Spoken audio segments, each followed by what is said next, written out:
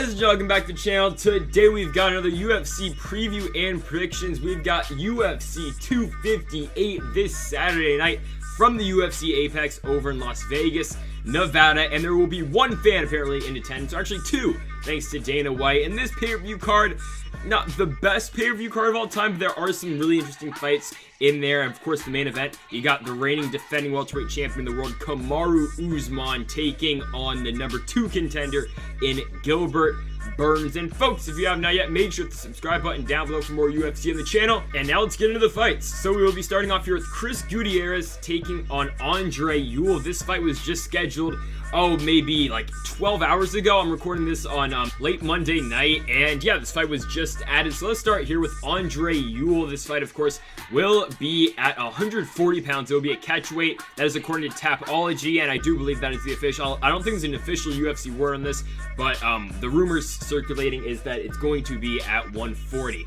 And yeah, let's start here with Andre Ewell. So his last fight in the UFC was, of course, that split decision win over Irwin Rivera, and Irwin Rivera, of course, has been in the news recently for some unfortunate news. I'm not going to get into that in today's episode. I mean, if you want to see it, just look up Irwin Rivera, you will find it. But Andre Ewell did get the job done there by split decision, and before that, did win another split decision fight over in Houston, Texas, UFC 247. He did beat Jonathan Martinez. So yeah, Andre Ewell has not been too active as of late, just 2 fights in 2020. Then 2019, he took on Marlon Chito Vera, lost that fight by TKO on the Joanna Waterson card in Tampa, and then before that, he beat Anderson Dos Santos by unanimous decision. And then before that fought Nathaniel Wood, lost that one by submission, and then before that, we're getting into his first UFC fight, where he did beat the former #1 pound-for-pound fighter in the world in Renan Barão by split decision. So it has been a really just a mixed UFC run so far for Andre Ewell. Some fights he looked pretty good, some other fights, Chito Vera fight, I mean, that's what's going to happen when you fight Marlon Vera, but it's just been some fights where Ewell hasn't looked that great, and then his last 2 fights, yeah, he won both of them, but the case could have been made in both those fights that Martinez and Rivera both won their fights against Andre Ewell. So just definitely, it's been a weird UFC run so far for Ewell. He's looked all right at times, and currently has a record of 17-6. And yeah, Ewell, pretty good on the feet. On the ground, not as great, but still a really good stand-up fighter. And yeah, now let's talk about Chris Gutierrez. And Gutierrez's last fight was a draw to Cody Durden. Another one of those fights, pretty tough decision. It was in August. Could have gone either way. You're gonna keep it that simple. Before that, for Gutierrez, he did fight Vince Morales. He won that fight by TKO in the second round, worked the body and leg kicks over and over again, got Gutierrez the victory in that fight. That fight, though, he was fighting at featherweight. And before that, beat Geraldo de Freitas, won that one by split decision, and then before that, beat Ryan McDonald by unanimous decision as well. Yeah, Gutierrez, overall, pretty damn good so far in the UFC. The Cody Durden fight, a very good fight. Go watch that one if you have not yet. And Gutierrez's strong point, of course, is the stand-up game. Very good on the feet. It's very hard to beat him standing, and I think that's probably where we're going to get this fight. It'll probably be a stand-up fight between Ewell and Gutierrez, and I think Chris Gutierrez is going to get the better of Andre Ewell in this fight. We've seen Andre Ewell in the past barely get by against guys such as Jonathan Martinez and, of course, Irwin Rivera. And I know Jonathan Martinez looked very good in his win over Thomas Almeida, but still, Ewell barely got away from those guys. And yeah, he lost to Marlon Vera. Stand-up fight, but still, that's what Marlon Vera is going to do to you. He's going to win that fight against Andre Ewell. But I think what Gutierrez has done in the past, he works the body really well, works the legs really well, and then, of course, gets his way up as well. And that's what he did in the Durden fight. A lot of people thought he won that fight, and then, of course, the TKO finish against Vince Morales. So I think we see a lot of the same here in this fight, and I think Chris Gutierrez will be able to do enough to get the victory in this fight. Do I think he'll finish Andre Ewell? I don't think he will, but I think he'll be able to outwork him on the feet, out-volume on the feet. I think Chris Gutierrez is going to work to get a decision win in the opener. Alright, so next up, we have got Miranda Maverick taking on Jillian Robertson over in the women's flyweight division. Let's start here with Miranda Maverick. So her last fight, she did beat Liliana Jojua by doctor stoppage. I mean, go watch that fight. Miranda Maverick catches her and just splits Liliana Jojua's nose wide open. It's disgusting. It was the first fight over on the Habib Gaethje card in October. Yeah, that was not a pleasant way to start my morning when I watch UFC fights on a Saturday morning. And yeah, Miranda Maverick, yeah, just splits her nose wide open. And she, of course, came from Invicta, got a couple wins over there, had back-to-back wins over Deanna Bennett and Pro Gonzalez, and a really hyped UFC prospect. She's known mostly for her grappling, but man, the Jojua fight, I mean, I can't get away from that doctor stoppage finish. Yeah, just go look at Liliana Jojo's nose and all the blood that comes out. It is disgusting. It really is. But if Miranda Maverick can really work together her stand-up game with her ground game that is already really damn good, it's going to be a problem for Jillian Robertson, because we've seen in the past, Jillian Robertson, if you can get her on the feet, you're going to win the fight. And even if you can kind of do what Talia Santos did to her, you can keep her on the feet for most of the fight. And even if it goes to the ground, Jillian Robertson is on the feet. She gets tired while she's striking, and if you can get her back on the ground like Talia Santos did, you can dominate her from the top position. So that's Miranda Maverick's key game plan in this one. I think she's got to work on the feet pretty well, and then eventually she can probably look to take this one to the ground. And yeah, we're down on Jillian Robertson, but the thing is, that is a very hard thing to do. But that's Miranda Maverick, currently sitting at a record of 8-2. But let's talk about her opponent now in Jillian Robertson. She fights all the damn time, and her last fight against Talia Santos, I thought she was going to be able to get the win over in December. I thought she was going to be able to get the fight to the ground and maybe get a submission off against Talia Santos, or definitely just controlling the ground. Didn't happen. Talia Santos looks like potentially a top 15 fighter in the weight class. It's very interesting how that happened. But Jillian Robertson won a pretty good run before that. She beat Courtney Casey, and then she beat Polyana Botello back-to-back, one by rear naked choke, and the other one by decision. And before that, she fought Macy Barber, who's somehow in a co-main event of a pay-per-view card. Okay, but she did lose that fight to Macy Barber over in Boston. She got knocked out, or TKO'd within about 3 minutes in that fight. And yeah, Robertson's been fighting the UFC for a while. I mean, she came in, she beat Emily Whitmire, she beat Molly McCann as well. Lost to Mayra Bueno Silva, which isn't a very good loss at all, because she got subbed in that fight. So the only time Jillian Robertson has been submitted was to Mayra Bueno Silva over on UFC San Paulo. That would be Thiago Santos and Eric Anders. And then she came around after that, beat Verona Macedo, and then beat Sarah Forta as well. And yeah, Jillian Robertson currently sitting at a record of 9-5. I do believe she's no longer ranked, actually, currently in the division. And this is a tough one to call, man, because you've got to look at the stand-up game between these two fighters. I mean, I guess you probably have to give it to Miranda Maverick. Jillian Robertson, obviously not known for his striking, but on the ground game, it's completely a toss-up, I would say. I think Jillian Robertson definitely working off her back is a lot better than Miranda Maverick. And man, it is a tough one to call, but I'm gonna go with Jillian Robertson again. I think I've picked her like 4 times now on the channel. I'm gonna do it again. I'm taking Jillian Robertson to probably win this one. I think she'll win this one by decision. I think she'll probably control on the ground. I know she's got to avoid some of the striking and what I said earlier, what Miranda Maverick can do to win the fight, but I think we're gonna go with the Jillian Robertson decision win. Yep, I'm picking her again. Give it to her by decision. So next up, we have got Gabe Green taking on Philip Rowe. Rowe will be making his UFC debut in this fight, and we'll start with Philip Rowe. So last fight was in 2019, did not fight in 2020. They tried to get him a couple fights, and we'll talk about that in a second here. But Phil Rowe in 2019 did beat Leon Shabazian. Won by TKO in the 3rd round of their fight over in the Contender Series. That's how he got his contract in the UFC. And before that, he got a couple wins, or a lot of wins, over in Island Fights and a couple other various promotions. A lot by KO and a lot by submission as well. Very well-balanced fighter is Philip Rowe. Can get the job done on the feet and on the ground as well. But yeah, let's talk about his 2020. So he was supposed to fight Laureano Storopoli, and then Philip Rowe got injured, so that fight never happened. Then he was supposed to fight Cole Williams later on in the year, of course. That fight was supposed to be in March, I believe, or it's supposed to be in April, and obviously all the fights got canceled in April. And then he was supposed to fight Matthew Slemensberger over in August. Rowe got hurt again, and now we finally get the Gabe Green fight in 2021. So he's scheduled for 3 different fights, 3 fights that potentially could have all fought in 2020, but things, of course, did not go his way in that year. And now he's finally back here against Gabe Green. So Philip Rowe, we haven't seen him since 2019, but what we do know about Philip Rowe is before that 2020 streak of inactivity, he was very active beforehand,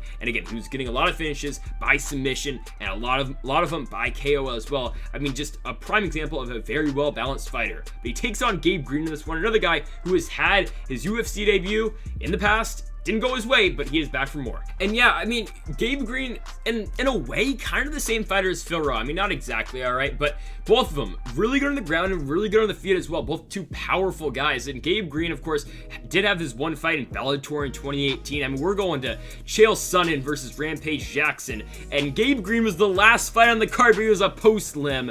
And yeah, that's what they do in Bellator. But hey, Roosevelt Roberts was on the card as well. Jalen Turner was there. Just a lot of interesting card here. Yeah, just a really interesting card. Yeah, of course, the Tarantula, Jalen Turner was on this one, but of course, the great JLP Son, the greatest fighter of all time, did beat Quentin Rampage Jackson on that card, and then also Rory McDonald did beat Douglas Lima for the welterweight title, and also Michael Chandler got a win on that card, and same did Aaron Pico. So it was a pretty big card for Bellator 192 over at the Forum in LA, or in Inglewood, California, same damn thing. But yeah, Gabe Green was on that card. He did win on that one as well. But yeah, so his first fight in the UFC was against Daniel Rodriguez. He lost that fight by unanimous decision over on Woodley Burns in the Apex. So it's been a while for Gabe Green since he has stepped into the octagon. But before that, fighting against Daniel Rodriguez, again, kind of like Philip Rowe, man, a lot of wins by submission, but also a lot of wins by TKO as well. Can get the job done on the feet and on the ground. And both these guys, in a way, not exactly, but in a way, kind of the same fighter. So it's a very interesting fight here. It's basically, who do you think has the advantage on the ground and on the feet? It's pretty simple.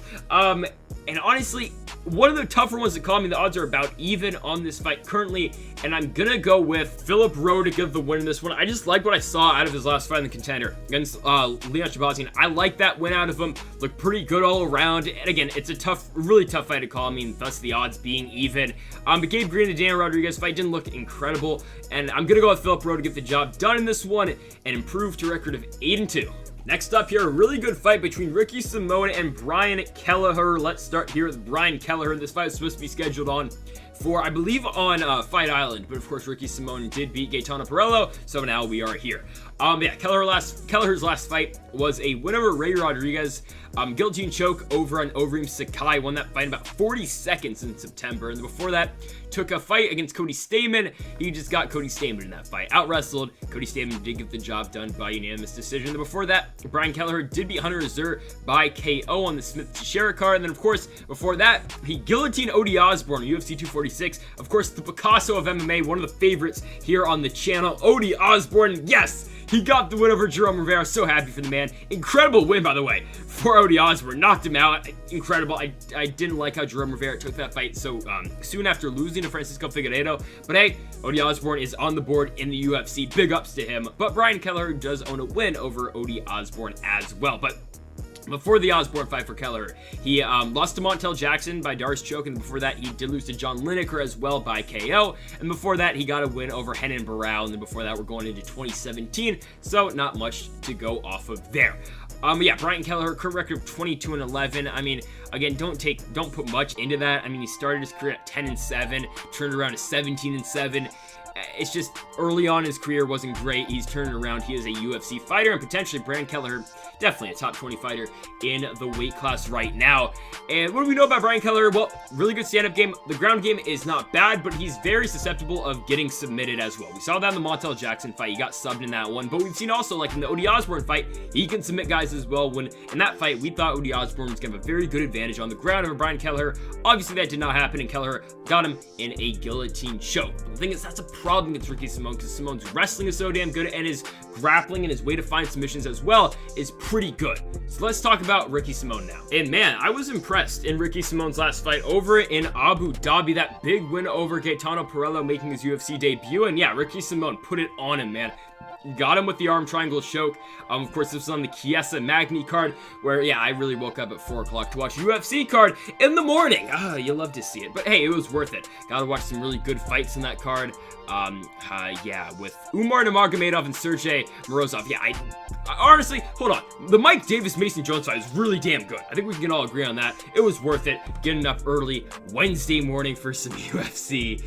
You love to see it. But yeah, Ricky Simón looked really good in that fight. The Gaetano Perello fight, he took him down in the second round, got him on the ground, and worked for a while to get that arm triangle choke. Eventually got it in and put him away. Really good performance in that fight for Ricky Simón. I know he's coming off the win over Ray Borg. I thought he won the fight over in Jacksonville in May. A lot of people thought Ray Borg could have won that one, but Simón uses wrestling to the best extent in that fight. And again, Borg's stand-up game is not bad as well. Or Ricky Simon's stand-up game is not that bad as well, but as of late, man, the ground work that he's been doing has been really damn good.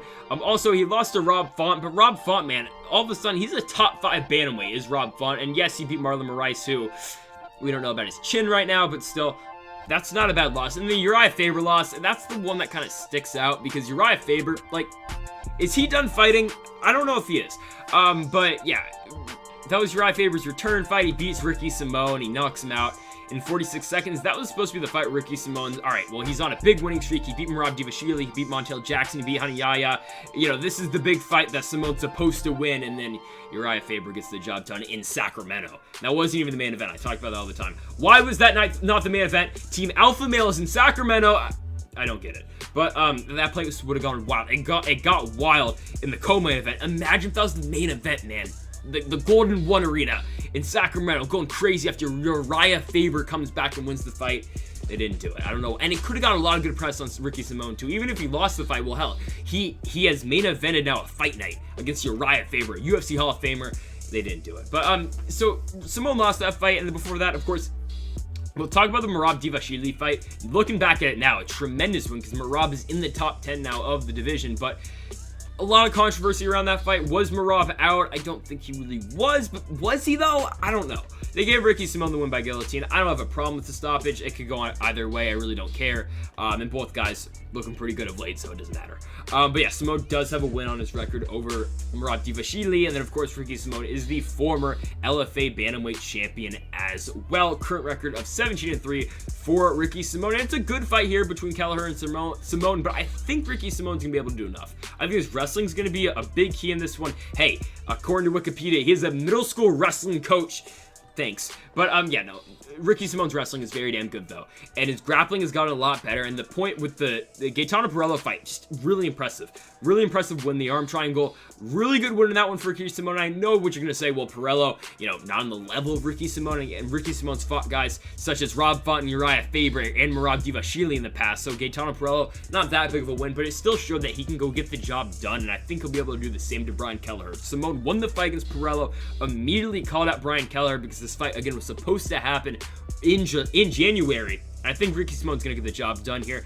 I'll be really confident. I'm gonna say Ricky Simón gets the job done by submission in the third round. I think he works on him in the first and second, gets a couple of takedowns in. Again, the stand-up game, probably gonna have to give the advantage to Brian Kelleher, but Ricky Simón is not bad on the feet as well. Again, the fight that sticks out is the Uriah Faber fight because he got cracked against Uriah Faber, but his stand-up game is not bad though. But I think Simón eventually gonna get a couple takedowns in the first and second round, eventually the third, work for a submission. I think he'll get it after being up 2-0. I'm gonna go with the Ricky Simón submission win here in the third round. So next up, we've got Mallory Martin taking on Polyana Viana. Let's start here with Mallory Martin. So her last win, pretty good win over Hannah Cifers. She was losing out points in that fight. This was in August. Yeah, Smith Rockich, and Mallory Martin again was losing in points in that fight, but eventually got the job done, took back in the second round, and put away Hannah Cifers with a rear naked choke. And her first fight in the UFC, Martin, she fought Viana Jandiroba, and that's a pretty tough first fight in the UFC. I know at the time, right, Jandiroba was the former Invicta strawweight champion. She fights Carla Esparza, she loses, and then beats Mallory Martin. But the thing is, Mallory Martin didn't get close to the Invicta championship. Again, she kind of went straight to the UFC before she got the chance to get the title. But yeah, Jandiroba, former Invicta champion, comes in there, beats Mallory Martin by her naked choke in the second round. There's really no shame in losing that fight. And before that, for Martin, she fought in Invicta and LFA. She lost to Macy Barber in LFA over in 2017, again, a very long time ago. And then fights on the Contender Series, gets a win there, goes back to Invicta, wins, they bring her into the UFC, she fights a month later, and she loses to Viana Jandiroba. It's just tough. It really is. It was a late replacement fight, too. She came in very short notice, like a week notice, lost to Viana Jandiroba. Again, nothing bad in losing that fight, but the Hannah Cifers fight, very impressive for Mallory Martin. Again, she was losing in points in that fight. She came back, she got the rear naked choke, and really big win in that one. She got the submission of the night, or sorry, performance of the night, always say it. And yeah, she won a fight that Cifers did miss weight on by 1 pound. And Martin got the job done. So currently holds a record of 7-3. What do we know about Mallory Martin? Well, her stand-up game is not bad. Her ground game, though, is pretty good. Yeah, she has the submission loss to Viana Jandiroba. I know Polyana Viana is a pretty good grappler and a very good jiu-jitsu specialist, but Martin's wrestling is pretty damn good, and her grappling and her jiu-jitsu is getting there as well. The Hannah Cifers fight, prime example of that. So yeah, that's Mallory Martin, current record of 7-3. Let's talk about her opponent, Polyana Viana. So Polyana Viana got back in the win column with her last win over Emily Whitmire. She won that one by armbar in the first round on Smith Rockich, the same card where Mallory Martin did beat Hannah Cifers. I mean, it was an alright win, but Emily Whitmire, for being honest with ourselves, has been great in the UFC. I know she's won a couple fights, and she's gonna fight Sam Hughes, I do believe. Yeah, she's gonna fight Sam Hughes next month, or actually later this month on the 27th. But Viana won that one by armbar. Before that, we go on this run for Polyana Viana. We'll start with, she beats Maya Stevens Stevenson in Brazil in 2018, no longer in the UFC. Maya Stevenson by rear naked choke. Then she goes on to lose to JJ Aldridge by unanimous decision. Then loses to Hannah Cifers, and I know MMA math doesn't work like that. Well, Mallory Martin beat Hannah Cifers and Viana did, but like, it's Hannah Cifers. It's not a great fight to lose if we're being honest with ourselves here. And after that, she loses to Verona Macedo. She loses by armbar, all right, and then she beats Emily Whitmire. It just hasn't been a good run as of late for Viana. I know she beat Emily Whitmire, but it's Emily Whitmire, and nothing against Emily Whitmire, but it's just not a great loss. I mean, it's a good win, but the 3 losses, the Aldridge and Cifers losses aren't great, and you got Mallory Martin here who just came off a win over Hannah Cifers. And I know I just said MMA math doesn't really work like that, and I know Mallory Martin was losing at points to Hannah Cifers, but I think this is a pretty good fight for Mallory Martin here. I think she'll be able to take this one down, and I think she has the grappling advantage over Polyana Viana. And I know Viana has a bunch of submission wins on her record. I know you'll probably point out the KO win over Amanda Hebus over in Jungle Fight in 2015. All right, that was 6 years ago at this point. It was 6 years ago. Like come on.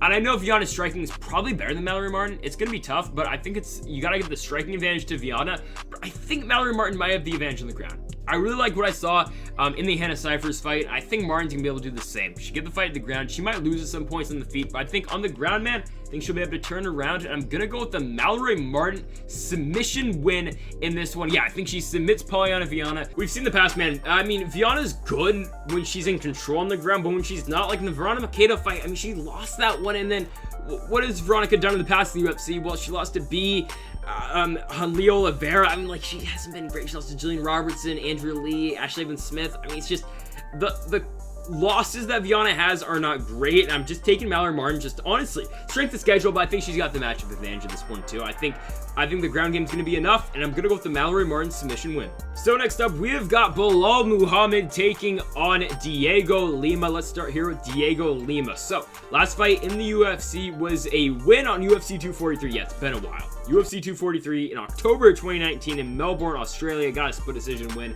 Before that, let's talk about this one. He beat Court McGee. Court McGee, pretty solid wrestler. Pretty good fighter in Court McGee, former Ultimate Fighter winner. Diego Lima barely beats him by split decision. This is on Jacare and Hermanson over in Florida. And yeah, I think this is Miami, right?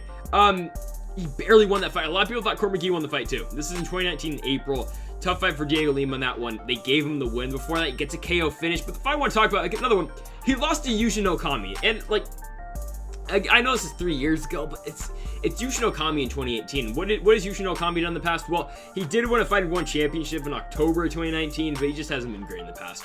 And Okami's second run in the UFC was interesting. I mean, he comes back, a couple wins in PFL World Series, loses to OSP in a main event spot, and then beats Diego Lima, loses another fight, and just gets dropped. Yeah, it's a weird second run for the former title challenger in Okami, but Lima loses that fight, and before that, he gets subbed by Jesse Taylor. And Jesse Taylor won the Ultimate Fighter Redemption season, which just became an absolute failure because then he just got released because he tested positive for PEDs, and then yeah, he's been out of the UFC ever since. I mean, hey, Jesse Taylor, if he always fights, maybe if he comes back, fights in the Apex, empty octagon, he's 7-0 in these Ultimate Fighter fights. He subbed James Krause. I mean, there's that. James Krause was an active UFC fighter who was like, yeah, I'll go on the Ultimate Fighter show. Jesse Taylor beats him. But Taylor obviously not in the UFC anymore, got released. But Diego Lima loses that fight by rear naked choke. And the problem is you're fighting Belal Muhammad, who's a pretty good wrestler and a pretty good stand-up fighter as well. But I mean, we'll talk about the Lima good fight in a minute here. But Lima loses that fight, and before that he was fighting Titan FC. And then we'll talk about the first UFC run. Yeah, I mean, he lost to Tim Means in his last fight, then loses to Li Jingliang, who just beat Santiago Ponzinibbio all of a sudden. What the hell came out of that fight?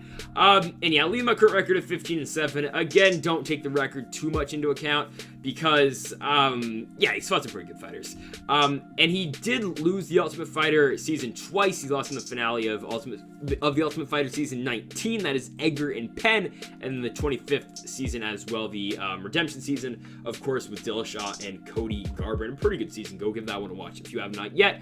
Yeah, that's Diego Lima. Let's talk about his opponent in Belal Muhammad. So yeah, Belal Muhammad's last fight in the UFC was a win over Lehman Good. It was a pretty good fight for Belal Muhammad. I mean, uses volume striking. This is is what Belal Muhammad's gonna always do, really. Use his volume striking, really outwork his opponent, and eventually get in the ground. And there's points in that fight where it looked like Belal Muhammad was gonna get a submission win over Lima. Good. It did not happen. He eventually won by unanimous decision, but still is a very good and impressive win for Belal Muhammad. And before that, he did get the submission win over in UFC 242 over in Abu Dhabi, Khabib and Dustin Poirier. He submitted Takashi Sato by rear naked choke in the third round of that fight. And then before that, beat Chris Melinder by unanimous decision over in UFC 236, Holloway Poirier 2. And before that, lost to Jeff Neal, but again, it's Jeff Neal, and it's not a bad loss at all. Lost that one by unanimous decision. And if you go watch that fight, Belal Muhammad has his moments in that fight. There's some points in that fight where he tags Jeff Neal. Neal, though, really good chin. We saw Stephen Wonderboy Thompson throw everything at Jeff Neal for 5 rounds, and Neal was still standing at the end of it. And again, it was a beat down by Wonderboy Thompson, but Neal stood in there against the best striker, I would say, probably in the weight class right now. Sorry, Masvidal, but yeah, we know it's Wonderboy. And yeah, Belal Muhammad lost that fight to Neal, and he's been in the UFC for a damn long time. He's been fighting for the promotion since July of 2016, where he fought Alan Jouban, lost that one by unanimous decision, over on Dos Anjos, and Alvarez over on International Fight Week. And then he also fought Vicente Luque a couple fights after that, lost that one by KO in UFC 205. Not a bad loss at all. Comes back, beats Randy Brown, Tim Means, among others, and currently stands at a record of 17-3. I think Belal Muhammad's going to win this fight. I believe he's one of the bigger favorites on this entire card for a good reason. His wrestling, Belal Muhammad has gotten a lot better of late. He's a really good damn wrestler, and his volume striking is incredible as well. Now, will Belal Muhammad always get a finish in his fights? Not entirely, but he finds a way to get the job done. And sometimes, yeah, he does get that finish. But again, good striking, good volume striking, good grappling as well. We saw that in Lima in good fight. If he needs to take a fight to the ground, he can get it to the ground. I think he's going to do the same Diego Lima. I think it's going to be a pretty dominant 3-round unanimous decision win for Belal. Remember the name, Muhammad. So next up, we've got Rodolfo Vieira taking on Anthony Hernandez. A pretty good fight over here at 185 pounds. Let's start here, though, with Anthony Hernandez. Last fight, he did lose by TKO to Kevin Holland. Again, top 10 name in the weight class. Not a bad loss. That was at the start of the Kevin Holland rise to the top. Since then, Kevin Holland has won 4 more fights, and Anthony Hernandez has not fought since. But he did lose that fight by TKO in the first round in about 30 seconds. All right. Before that, beats Junyoung Park by Anaconda choke, wins that one in the second round on the Andrade and Zhang Weili fight. Cool. Before that fight, gets subbed by Marquez Perez, and Marquez Perez, yeah, his UFC run has, it wasn't great. He got released after he lost to Dalcha Champion. Just not a great run. But Hernandez, hey, he lost to the Joker in that one. Before that, he beat Jordan Wright to get in the UFC. It got overturned for the Stephen A. Get off the W. That ends with the D. Don't want to get demonetized here. Can you get demonetized for saying that? I don't know. We'll lay off it, though. But yeah, Anthony Hernandez beat Jordan Wright in that fight. Got overturned. I don't know why fights get overturned for that, but whatever. And then before that, Anthony Hernandez did win on LFA. He did win the LFA Middleweight Championship with a win over Brandon Allen, which is a pretty good win looking back at it now. I know Brandon Allen just lost to Sean Strickland, but still a good win overall right there. All right, Anthony Hernandez's current record of 7-2. It's just, he hasn't fought in a while, which isn't that big of a deal. Again, it was May, and it was Kevin Holland. He took a beating in that fight for the 30 seconds that it did last. But the problem is he takes on, Rodolfo Vieira is really damn good. And I'm going to keep it that simple.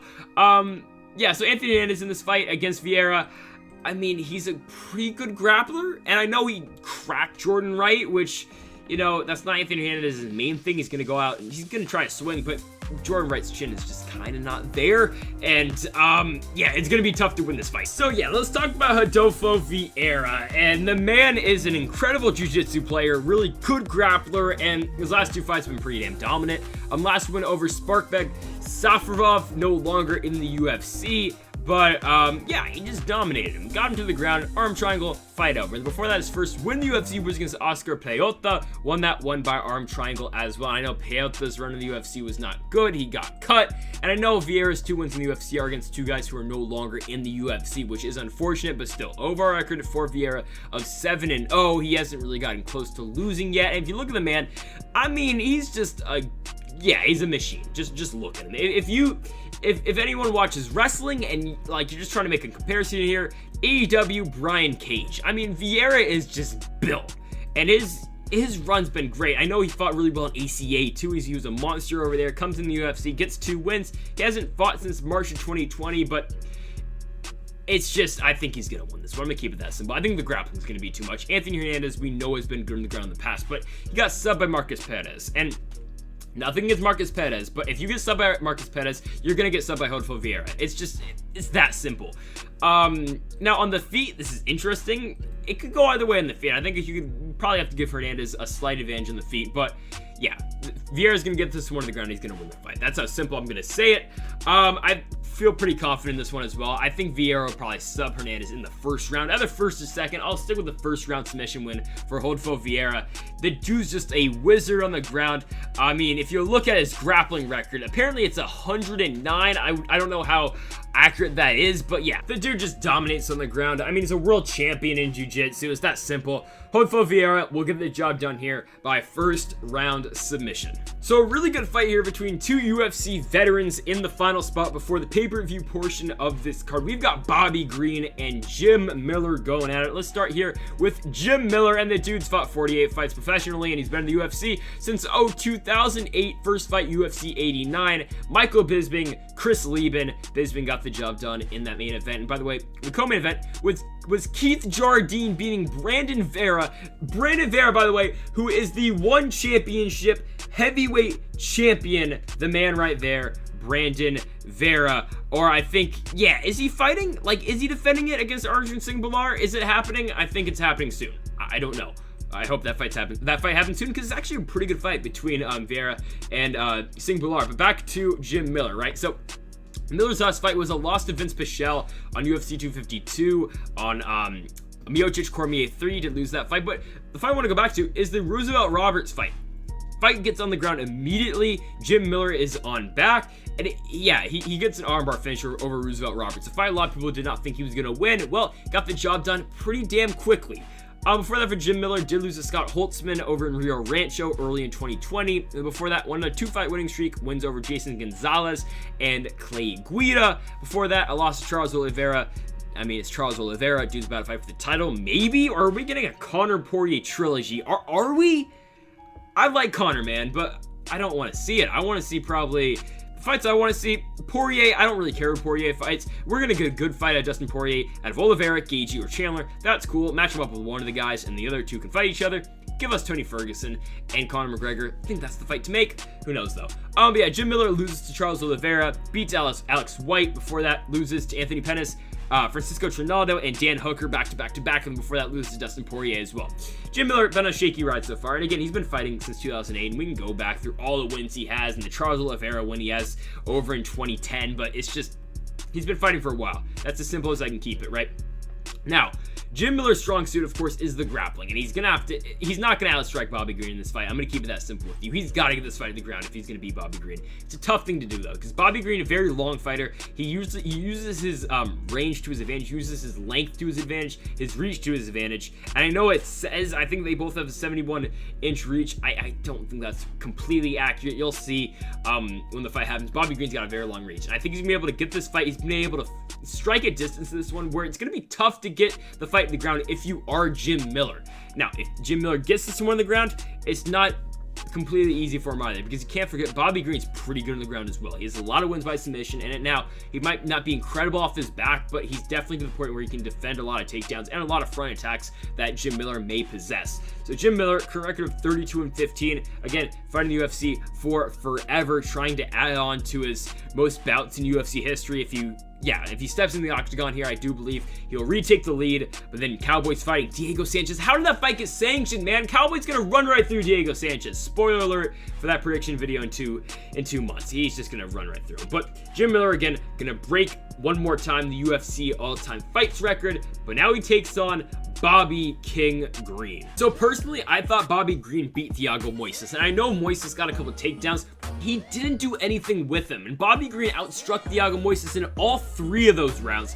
I thought you could have had it 30-27 for Bobby Green, definitely 29-28. This was on Halloween on Silva and Uriah Hall.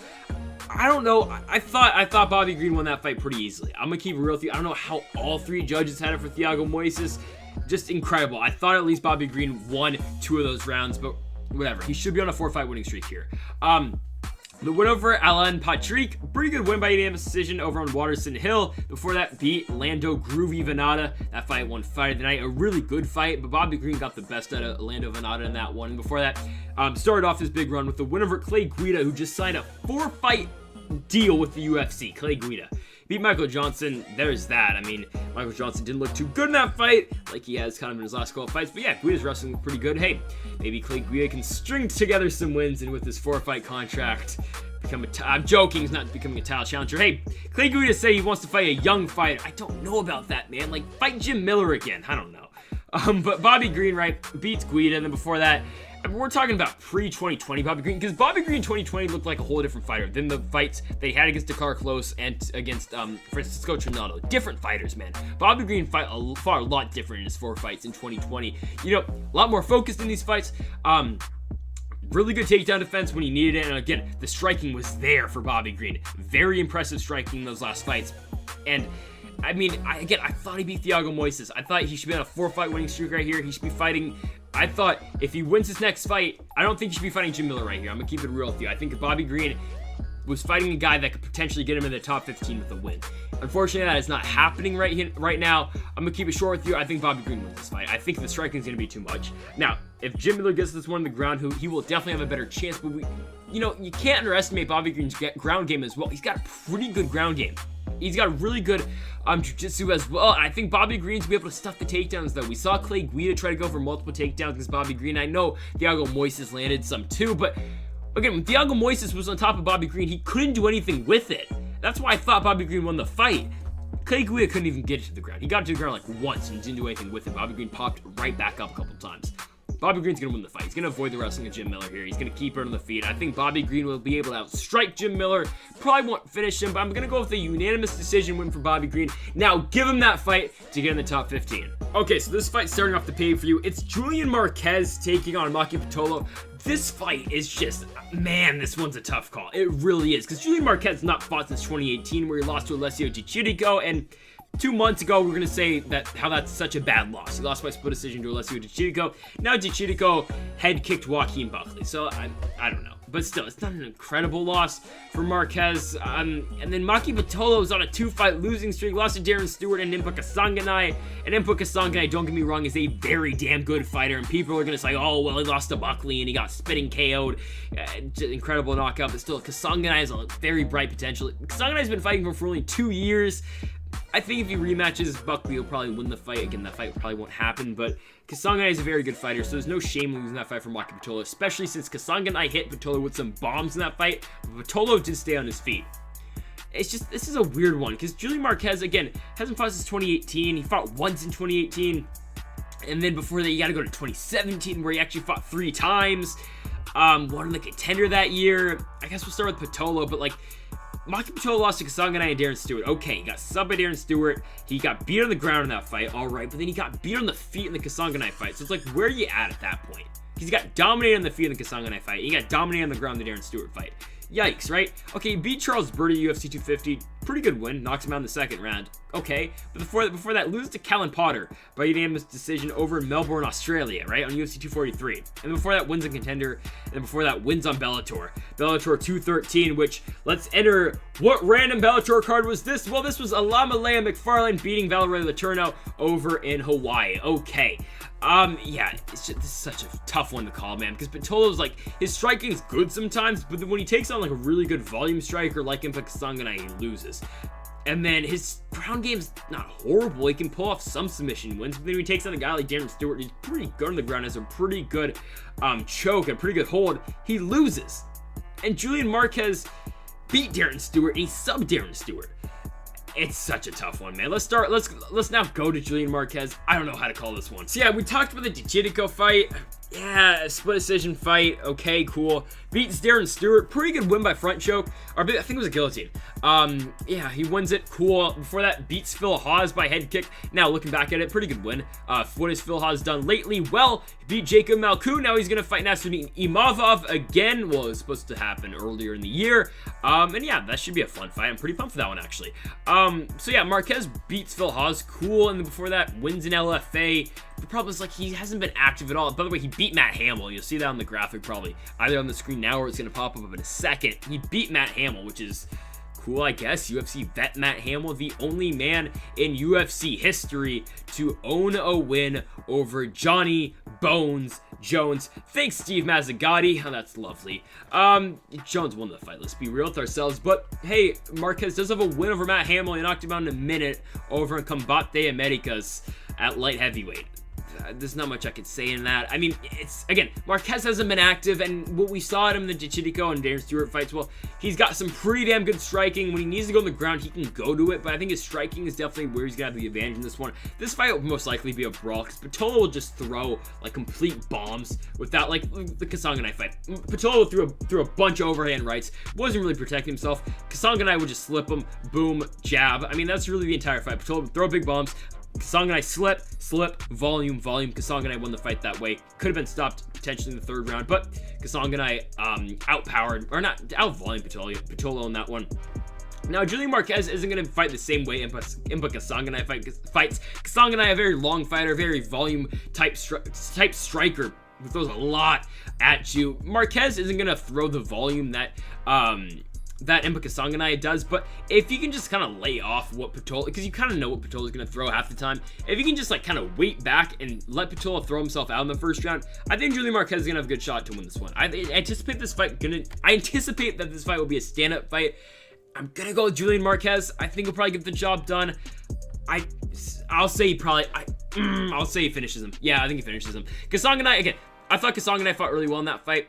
Doesn't really have the power that Julian Marquez does. I think Marquez will have the power to TKO Maki Pitolo. I'm going to go with a second round TKO finish for Julian Marquez to start off the pay-per-view. Now, this is a good one. Trust me, this is a good one. We've got Pedro Munhoz, Jimmy Rivera, two former headliners of Fight Nights. A very good fight here. It's that simple. A very good fight. Let's start here, though, with Jimmy Rivera. Got back on track with the win over in Abu Dhabi in July. He won by unanimous decision over against Cody Stamann. And before that, lost to Peter Yan by unanimous decision. That's gonna happen. He's the champ.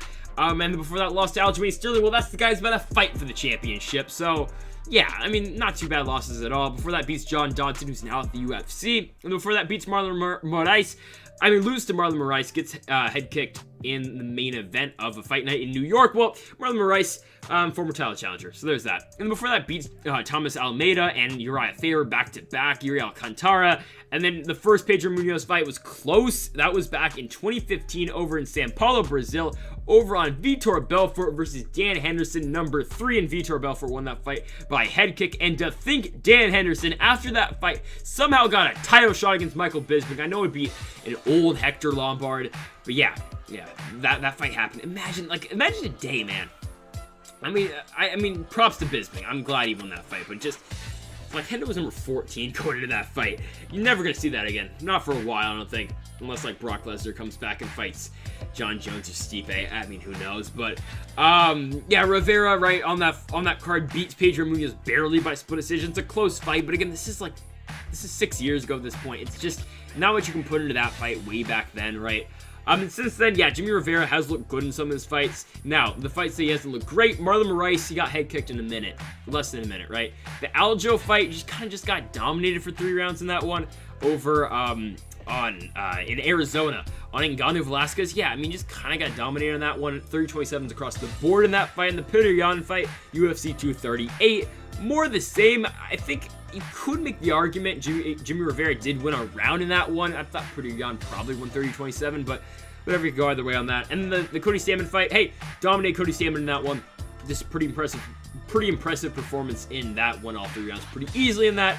Thing is, he takes on a pretty good fighter than Pedro Munhoz, who does a lot of power in his strikes. And I know he lost to Frankie Edgar, who that fight against against Sandhagen, yeah, that was unfortunate. That was kind of sad to watch. I'm not gonna lie with you, I was kind of sad after watching that. And then we got the 7-minute M&M commercial. That was lit. Okay, yeah, that's Jimmy Rivera. Current record currently, though, of 23-4. Let's talk about his opponent, though, in Pedro Munhoz. So, yeah, Pedro Munhoz's last fight, the Frankie Edgar fight. A lot of people thought he won. I thought Edgar won. Just a really good fight. Both guys throwing a lot in that fight. It's a Frankie Edgar fight that goes 5 rounds. A lot of volume in that one. What are you going to expect, right? Munhoz, before that, loses to Aljo. I mean, pretty dominant performance by Aljo. Just puts a beating on Pedro Munhoz in that one and just wins all 3 rounds, because that's at the point, right, where Pedro Munhoz is on a big high, and I was really surprised they didn't put that fight on the main card. Like, they put Blagoy Ivanov and Tai Tuivasa on the main card over this fight. Yeah, right? I mean, this is Aljamain Sterling, who's gonna fight for the title next, right? Against Pedro Munhoz, and at the time, Pedro Munhoz just beat Cody Garbrandt and KO'd him on UFC 235, one of the bigger cards. It was John Jones, Anthony Smith, but also, like, that was the Ben Askren debut card, that was Woodley Usman, that's a big card. Munhoz knocks out Garbrandt on the opener of that card, and then he goes to being, like, the opener of the ESPN part of UFC 235, or not 235, sorry, 238. It was like 3 months later. I don't get the decision of that. You could have boosted up Aljo, but whatever. So yeah, speaking of the Garbrandt fight, incredible. Knocks out Cody Garbrandt. A fight he was not supposed to win, but Cody Garbrandt was like, all right, here's my right hand. I know how to throw a right hand, cock it back, boom, let's throw, boom, boom, boom, and Pedro Munhoz got the best of him. Not the brightest idea for Cody Garbrandt. I mean, given now he's focused and he won't do that again, but Munhoz got the better of him in a just a fight where they both guys, again, have a right hand, just keep throwing shots. Okay, right? Before that, beats Brian Caraway, cool. Beats Brett Johns, and then before that, we're getting into 2018, loses to John Dodson, close fight. Maybe should have won that one by split decision. Beats Rob Font, really good performance now, but considering that's 2017. Beats Justin Scoggins, now we're getting into a long time. And then before that, we get the Jimmy Rivera fight, split decision fight a long time ago. It's 6 years ago at this time. All right. It's a tough fight to call, man, because Pedro Munhoz has a lot of power. We saw that in the Cody Garbrandt fight, and even the Brian Caraway fight. I know he finished him with the body kick, but still, Munhoz has a lot of power. Jimmy Rivera, kind of the same, but Rivera, again, not going to be the type of guy who's usually going to finish you. His last finish in the UFC was his first fight in the UFC against, his first fight in the UFC against Marcus Brimage. Yeah, this is on UFC Fight Night. Michael Bisping versus, oh my goodness, against Thales Leites. This was a main event this is incredible. This is a main event of a fight night over in Scotland. I mean, if you look at the poster here, you got Michael Bisping, Thales Leites. All right, cool. You got Ross Pearson, Evan Dunham. Then you got Joanne Calderwood fighting on this card, right? You got Joanne Calderwood, and like, it just says Calderwood versus Sanchez, but it's just a picture of Joanne Calderwood. What are we doing? I know it's in Glasgow, but okay. Enough about my old UFC Fight Night rants, but I think Pedro Munhoz is going to get the job done this one. I think the power is going to be too much. I think the striking is going to be too much. It's going to be different than their first fight. And I'm going to go with the Pedro Munhoz knockout one. I think he finally gets back on track. I know he didn't finish Frankie Edgar, which now, yeah, he just got flying kneed by Corey Sandhagen. But I think he's going to be able to do the job in this one. I'm going with the Pedro Munhoz KO finish. Not going to pick a round here, but we're still going to go with the KO finish for Pedro Munhoz. So next up, we've got Kelvin Gastelum taking on Ian Heinisch. Pretty good fight here. Let's start with Ian Heinisch, right? So last one, Jared Mearshart beats him by TKO over on UFC 250. Long time ago, but he won that fight in a minute over there in Las Vegas. Before that, loses to Omari Akhmedov. Akhmedov just wrestled him the entire time and beat him. Akhmedov's going to do that to you, man. Just trust. Akhmedov, very underrated fighter. Again, a lot of people are down on him after the Weidman fight, but hey, beat Tom Breese. Looked pretty good in that fight. And then before that, Ian Heinisch lost to Derek Brunson. Again, that's going to happen when you're fighting Derek Brunson. Before that, beats Antonio Carlos Jr., Cesar Ferreira as well. And that's been the UFC run so far for Ian Heinisch. Now, what does Ian Heinisch have? A lot of power. That's simple. You look at the Jared Mearshart fight, you're going to see it. Puts him down in a minute. It's that simple. Did the same to Justin Sumter that he beat on the Contender Series back in 2018. I know he has lost to Marcus Perez, and we've been kind of down on Marcus Perez. So Marcus Perez actually won the LFA Middleweight Championship against Ian Heinisch. Long time ago, though. It is 4 years ago now. And, yeah, I mean, the problem for Ian Heinisch in this one, he's got to avoid some of the grab. I know Kelvin Gastelum doesn't always go to it now. He's kind of turned into somewhat of a striker at this point, but of course, he goes forward a lot. Gastelum's a good wrestler. I'm going to keep it that simple. I mean, everyone knows that, right? Heinisch sometimes probably will have to avoid that, because if Gastelum gets a hold of you, right, and he gets you down in the first round, he's going to do the same thing in the second, he's going to do the same thing in the third, and it gives Kelvin Gastelum a lot of confidence if he can do it in the first. And when he doesn't get the takedown in the first round, kind of like what happened in the Israel Adesanya fight, and the Darren Till fight, all right, well, he gets into that kind of trouble where he's kind of forced to strike. And if you force Kelvin Gastelum to strike with you, you're going to have an okay chance to win the fight. Now, I know Kelvin Gastelum has had some pretty big wins by KO. He knocked out Michael Bisping. Michael Bisping fought 2 weeks after losing to GSP. He put down Chris Weidman. Weidman ended up winning the fight, but still, Put down Weidman, but his chin, it's Chris Weidman, right? So Gastelum's got some power, and I know he put down Adesanya a couple times, hit Adesanya, or I don't know if he put him down a couple times, but he hit Adesanya with some big shots, wobbled Izzy in their fight. But the problem is you kind of have to force him to strike with you, because if Gastelum can get on top of you and use his wrestling, he's going to beat you in that way. So that's the way Heinisch wins this one. Current record for Heinisch of 14-3, but let's talk about his opponent here, and the former Ultimate Fighter winner, Kelvin Gastelum. Yeah, and Gastelum's recent run hasn't been great. I mean, he hasn't been amazing since the Israel Adesanya fight, right? So he loses to Jack Hermanson by heel hook. He just kind of got stuck. Hermanson goes to his back. Okay, Gastelum kind of takes a step in, looks like he's going to go to the ground, and then he's like, oh, actually, I don't want to do this. But then Jack Hermanson's like, oh, I got you. Yeah, knee bar, fight over, heel hook, fight over. Yikes. It's going to happen when you fight the Joker, right? Before that, for Gastelum, loses to Darren Till. Close fight, thought Darren Till won. Again, one of those really close fights. It's a co-main UFC 244. And before that, loses to Israel Adesanya. One of the better fights you're ever going to see, UFC 236. Don't forget, Gastelum puts a lot of punches into Israel Adesanya in that fight. Fights pretty well against Izzy. The toughest fight Izzy's had, maybe the Anderson Silva fight, you can say, but yeah, it was a really tough fight for Israel Adesanya. Gastelum had the best chance to beat Israel Adesanya. Didn't happen. Izzy's the champion now, but before that, for Gastelum, right, he beats Jacare, he beats Michael Bisping. Michael Bisping fight's overrated as hell. I know going into that fight, Gastelum was like number 8, Bisping was 1, and because Bisping just lost 2 weeks before, GSP is just, he shouldn't have taken the fight. He really shouldn't have. Gastelum beats him, goes to number 1, beats Jacare, alright, gets the title shot. Never got a shot against Whitaker, but then he fought Izzy and lost. Kind of unfair for Gastelum, but whatever. He got the incredible fight out of Israel Adesanya. I mean, before that, we're going into just Kelvin Gastelum before when he actually missed weight a lot. He beat Johnny Hendricks. Cool. Actually, that was a fight where Johnny Hendricks missed weight, UFC 200.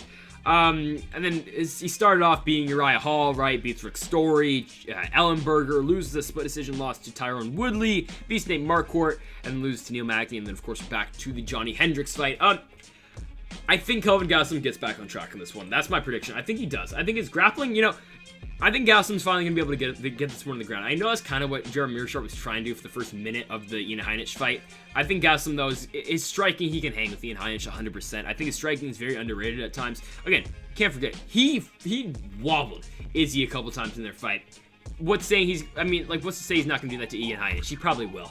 I think Gastelum, all around, though, the striking is going to be a lot. It's going to play a big difference in this one.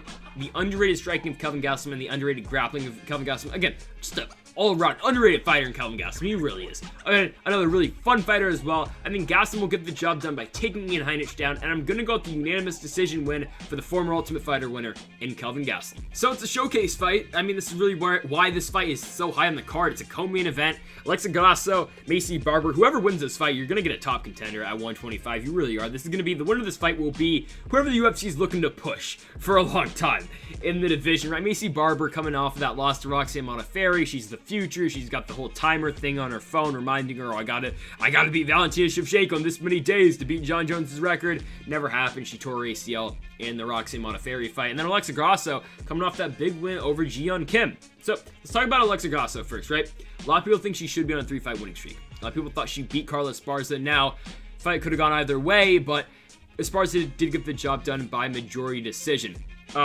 Before that, she beats Karolina Kowalkiewicz. I mean, Karolina, unfortunately, has just not been the same since she lost to Jessica Andrade, which is really unfortunate, but Alexa Grasso did get the job done there. Loses to Tatiana Suarez before that, but rear naked choke. It's going to happen to you. I think Suarez is saying she's going to come back soon, so that's really exciting, but yeah, Suarez is a top 5 fighter, and that's just going to happen to you. She's a really good wrestler, really good grappler as well. It's going to happen, right? And then before that, she beats Randa Marcos by split decision, loses to Felice Herrig by unanimous decision, beats Heather Jo Clark by unanimous decision, and that has been the UFC run so far for Alexa Grasso. If there's one thing I can tell you in this fight, it's going to be a stand-up fight. Alexa Grasso's striking was really on display when she dominated Karolina Kowalkiewicz on the feet. I mean, she just dominated her. Like, complete dominant performance, stand-up fight for Alexa Grasso, and that's probably what we're going to get here. Macy Barber, we know she's a power. She's punching for power at this point. She's trying to get the knockout finish. That's what she did in like 4 straight fights, right? That's what she's trying to do. Alexa Grasso, not necessarily. Grasso's trying to outvolume her in this fight. I think that's that simple, because if Grasso tries to come out here and just tries to trade blow for blow with Macy Barber, she's going to lose the fight. But if she can stay back, try to out-volume Maycee Barber, put the pressure on him, she'll have a good chance to win this one. I can guarantee you one thing, this one's not hitting the mat. I don't think it will. I don't think this fight is going to end up in any grappling at all. I mean, again, 2 strikers, maybe it happens. I really doubt it does. Again, though, I think that's the key for Grasso. She's got to out-volume Maycee Barber. She can't get into these exchanges with Barber, because if you get into those exchanges with Maycee Barber, kind of like what Hannah Cifers kind of did, I don't know. Yeah, Maycee Barber knocked her out. I mean, that's going to happen to you. She's got a lot of power at 125. So that's Alexa Grasso. Let's talk about Maycee Barber. And yeah, the Maycee Barber-Roxanne Modafferi fight was kind of disappointing. Maycee Barber was one of the biggest favorites in UFC history in that one. Somehow Modafferi cashes at, what, a plus 1,800? Insane. And yeah, it's just Modafferi's a tough fight. She really is. And I know she just lost to Viana Araujo, but yeah, it's just one of those one of those Roxanne Modafferi frustrating fight styles. She takes Maycee Barber down, kind of exposes the ground game Maycee Barber. Now, do I think Alexa Grasso will probably have the advantage on the ground of Maycee Barber? Maybe. Do I think she'll take her down? No. So yeah, back to Maycee Barber, right? She goes on this big run, bunch of knockouts, wins the Contender, cool, knockout finish, beats Hannah Cifers, knocks her out. Beats JJ Aldridge, knocks her out, beats Jillian Robertson, TKOs her. Right? I mean, it's the 3 straight knockouts. We thought the same was going to happen to Roxanne Modafferi. We thought, Modafferi's clunky, weird, just a weird striking style. We thought, all right, Maycee Barber's going to get the best of her. She's just going to put her on the mat. Put her on the mat by TKO. No, Modafferi grounded her with the wrestling.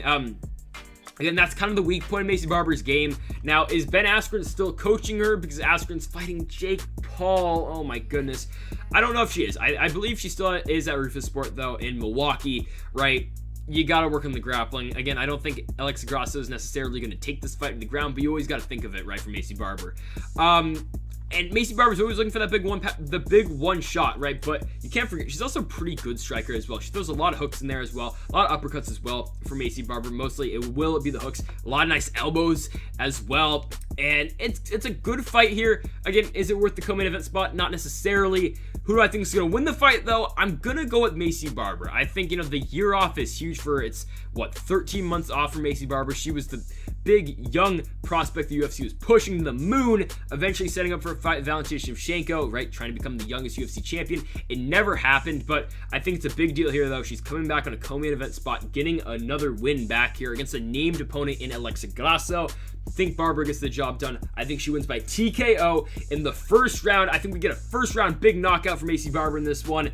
If it doesn't happen, I definitely wouldn't be surprised though if Grasso just outstrikes her for 3 rounds, out volumes Maycee Barber, or even takes her to the ground. Again, don't think it's gonna happen, but I'm going with the Maycee Barber first round KO finish. So it is time for the main event of the evening. We have got the champion Kamaru Usman taking on Gilbert Durinho Burns. Let's start here with Gilbert Burns. So his last fight was a win over Tyron Woodley. Now what we know about Tyron Woodley, well, was it that big of a win? Sure, because Tyron Woodley is definitely still very good. Now Woodley's got to fight Vicente Luque, and I think we kind of know how that fight's going to end up. Oh, maybe the classic Tyron Woodley comes back. It's not happening. I'm going to keep it real with you, but I mean, Burns, good win over Woodley. Did kind of what Usman did, but better. And then, this was the progression of Tyron Woodley losing fights. The Usman fight, all right, Usman put a beating on him, just out-wrestled him for 5 rounds. Cool, right?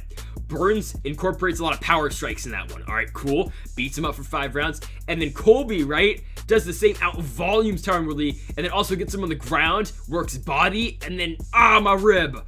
It sucked for Woodley, but it kind of read the progression, right? Usman did it well.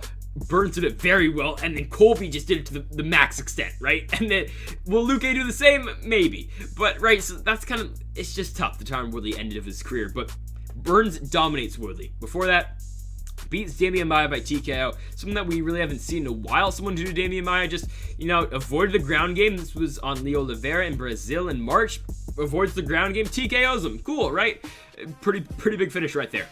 Before that, beats Gunnar Nelson, and yeah, that's really been the run at welterweight for Gilbert Burns, because he was at 155 for a while, and we've seen him actually get knocked out at 155 in the past. He got knocked out by Dan Hooker. And Dan Hooker, I know, is a top 155er. He might be a little bit down on him right now because he lost to Michael Chandler. But trust me, Michael Chandler is a top 5 UFC fighter. And I'm really interested in seeing if he can take the belt, because Michael Chandler is very good. Do not sleep on that man.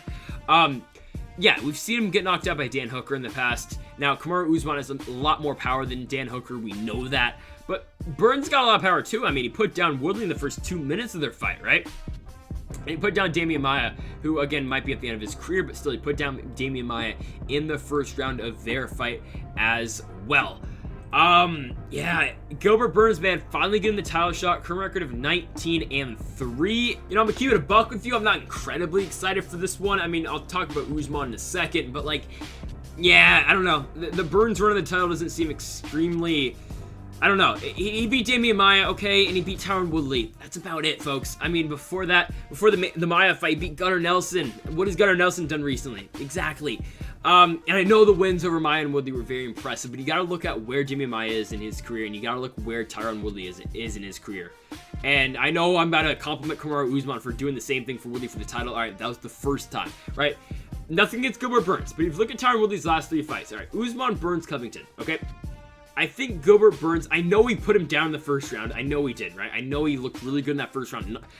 Looked like he was going to finish Woodley in the first round. But if you look at all the 3 fights for Woodley recently, the Burns one is the least impressive. It really is. And I know the first round looked very good, but Usman, he was the first guy to do that to Woodley, right? And Colby finished Woodley in the 5th round and did what Burns did in a lot more. I mean, that's just simple. Again, MMA math doesn't work like that, and doesn't work on all the beatings Tyron Woodley has taken in the past. What do we know that Gilbert Burns has the advantage in? Well, does he have the advantage in jiu-jitsu? Probably. Wrestling, definitely not. Usman's got the advantage, 100%. Striking? A lot of people underrate Kamaru Usman's striking. I think that we do. I really think we underrate the striking of Kamaru Usman a lot. And I know you're going to say, well, okay, the George Masvidal fight, he foot stomped him. And don't get me wrong, I was kind of disappointed in that fight as well. I'll keep it real with you. I was disappointed, right? But you can't underestimate like how good Usman's striking is. The Covington fight, that was a war. Both those dudes just threw everything at each other. And Usman eventually did get the better of Colby Covington. Cool, right? But the power for Usman is there, and I know he's going to use his wrestling all the damn time. He's going to really work in the clinch, and that's, I mean, again, the former training partners things is kind of, it's a storyline going into this one. I'll talk about it more in a minute here with Usman, but Burns' boxing is good, but do I think it's better than Usman? I think, you know, that's a close one, because the problem is, Burns has been knocked out by a lightweight in the past. I know it's different now, he's at 170, but he got knocked out by Dan Hooker. And if you get knocked out by Dan Hooker, imagine the power that you see in the Dan Hooker fight compared to a Kamaru Usman fight. And now, Kamaru Usman is not the most talented striker. He doesn't really use his head. He doesn't really move his head at all. He just kind of sits and just kind of waits. Like, okay, because we're going to base all of our striking analysis on Kamaru Usman off the Colby Covington fight. Because those two dudes, okay, they met in the middle of the octagon, and they did not move their heads. They just, all right, I'm going to throw a punch at you, you're going to throw a punch at me, and we're going to throw for 25 straight minutes until one of us goes down. One of the better fights you're ever going to see. It really is. And Usman, again, gets the better of him eventually. But, like, Usman can take a punch, too. Because Colby hit him with some bombs in that fight. And you gotta say, Colby took some bombs in that fight as well. I can't speak enough about how good that fight was with Usman and Covington. But it's a tough path to victory for Gilbert Burns. It really is. It's a tough path. Let's talk about the champ, though, and Kamaru Usman. And yeah, I get it. Kamaru Usman last fight was boring, and I know a lot of people are down on Usman, and I get why you are, but just don't forget 2 fights ago for Usman, he put on the fight of the year. It's that simple. And it's just, I think he beats Gilbert Burns. I'll keep it that simple for you. I really think he does. The whole former training partner thing comes into play in this one. It's kind of interesting how Usman was the one who left. He's now fighting in Denver Elevation Fight Team, right, over with Trevor Whitman and Justin Gagey and all of them. That's an interesting, really, component of this fight, how Usman was the one to leave and Burns is the one who stays. But I feel like the reason... Now, we're getting really deep into this one, but Kamaru Usman kind of wanted this fight. You know, you could tell that he really wanted to fight Gilbert Burns. He's like, all right, well, I'll defend the title against, you know, my teammate. He wanted this fight more than the Masvidal fight originally, right? So you kind of felt that, all right, if Gilbert Burns is going to fight Kamaru Usman, Usman is so confident that he's going to call out Gilbert Burns, the guy who's his teammate. You kind of feel like Kamaru Usman knows he's going to beat this guy. You know he's sparred this guy in the past. You know he knows how to beat Gilbert Burns. I think he kind of knows that he can. I think the clinch work for Usman's huge, and we talk about how, he foot stomps guys. Well, yeah, he pressures them in the clinch, man. He puts pressure on guys in the clinch. He outworks guys in the clinch. He gets them to the ground. I think he's just going to out-wrestle Gilbert Burns for 5 rounds. I think that's that simple. Now, it might not be the most entertaining main event. I'll put it out there right now. It's not going to be, I don't think it's going to be entertaining. I think Usman's going to probably just ragdoll him for 5 rounds. I think we'll get him on the ground and keep him there. I think if Burns gets some moments on the feet, I think he'll have him. I think early in the first round, I think it's going to be Burns' best chance to win this fight. But once it goes past the first, Usman's cardio is just tremendous as well. Gets past the first, goes in the second, third, and fourth, and fifth. Usman's just going to keep getting better and better. He's going to keep out-wrestling Gilbert Burns. And I think Kamaru Usman gets the job done. I'm going to go with the decision win. I'll say 50-45 across the board. Actually, no, Chris Lee will be a judge. 50-45, 50-45, 49-46. We'll say Chris Lee gives it to Gilbert Burns. Sorry, well, 49-46. Usman wins the fight, obviously, but Lee gives one round to Durinho, Gilbert Burns. Yeah, I think Usman wins the fight. I've been pretty confident with this pick since July last year. I thought Usman's good, man. He really is. And again, a lot of people like to hate on Usman. He's a pretty good fighter. His wrestling's really good. His striking doesn't get the credit it deserves. But you know what fight everyone wants to see next, right? We want Kamaru Usman and Colby Covington too. Boom, I'm putting it out there. That's the fight to make. I mean, we're not getting Masvidal and Covington. It seems like at this point it's not going to happen. Sure, cool. Next guy up. Covington's the #1 contender. We want the Usman rematch. That is the fight to make. It was the best fight of 2019. One of the best fights, could say, Israel Adesanya and Kelvin Gastelum too. That is the damn fight to make. I want to see these two guys go at it, though, in the wrestling side of things. I think that'll be an incredible fight, mixing the striking that was amazing in the first one with the grappling. It is the fight to make. It is the two top 170-pounders in the world. Nothing against Gilbert Burns. I know Daniel Cormier said this multiple times in the broadcast. Kind of pissed me off how, Gilbert Burns and Kamaru Usman are the top two guys in the weight class, no doubt about it. These are the guys you got to make for this fight. No one else can touch them in the weight class. You're forgetting Colby Covington. You're forgetting how Colby Covington had Kamaru Usman on the ropes in that fight. You're forgetting how Colby Covington was beating Kamaru Usman on one judge's scorecard 3-1, going into the fifth. The other two had it tied. That's the fight to make. I think the only guy who's going to beat Kamaru in the weight class potentially is Colby. The only guy who's going to beat Colby in the weight class is Kamaru Usman. It's that simple. These two guys are the top two guys at 170 is the fight to make, and that's the fight I want to see in, we'll say, July. That's the fight, folks. Kamaru Usman, Colby Covington 2. Book on it. I'm already taking Usman. And again, I'm not underestimating Gilbert Burns at all. I'm really not. But this is the fight that Usman's going to win. He's going to dominate him on the ground. He's going to dominate him in the clinch. Parts of striking, yes, Burns might have some advantages. Usman's winning the fight, man. He's going to win the clinch. Kamaru Usman's going to get the job done by unanimous decision and give me the rematch with Colby Covington and Kamaru Usman for the undisputed UFC Welterweight Championship. And folks, that will do it for UFC 258 preview and predictions. Thank you all for sticking around for this hour-plus long video here on the channel. If you made it this far, make sure to drop a like button on this one and hit the subscribe button down below as well. Again, folks, thank y'all for watching, and Mamba forever.